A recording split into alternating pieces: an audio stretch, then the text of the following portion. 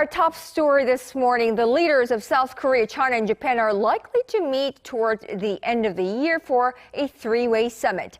But a one-on-one sit-down between President Moon Jae-in and Japanese Prime Minister Shinzo Abe may not be on the cards this year, given the deteriorating ties between the two neighbors. Our Soo-young starts us off. Reports out of Japan say the leaders of South Korea, China and Japan are likely to meet around Christmas time. Tokyo-based Kyodo News Agency on Monday cited diplomatic sources who said the three countries are coordinating efforts to organize a summit before the turn of the year. The move comes after last week's three-way meeting of their foreign ministers in Beijing. Responding to the Kyodo report, South Korea's presidential office spokesperson Koh Min-jung said a meeting has yet to be confirmed. While bilateral summits usually take place on the sidelines of the three-way leaders meeting, observers say a meeting between the South Korean and Japanese leaders may not materialize this time around. Ties between Seoul and Tokyo began deteriorating last year after the South Korean Supreme Court ordered Japanese firms to compensate a group of Koreans for forcing them to work for little to no pay during Japan's colonial rule of Korea.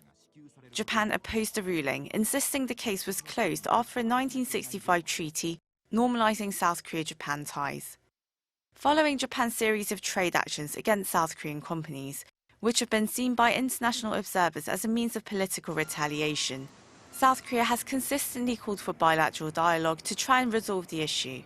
However, as the Abe administration keeps shrugging off the attempts, Seoul also decided to drop Japan from its whitelist of trusted trade partners as well.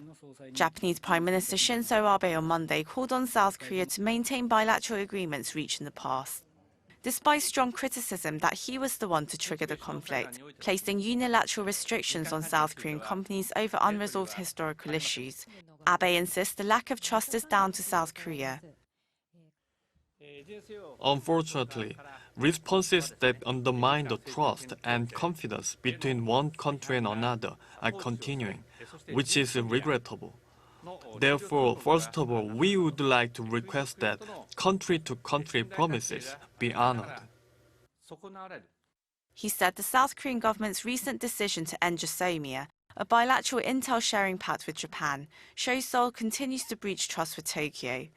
The Japanese leader made similar remarks last Thursday, calling on South Korea to work towards rebuilding trust and to stick to their bilateral agreement on forced wartime labor. Soo-young, Arirang News.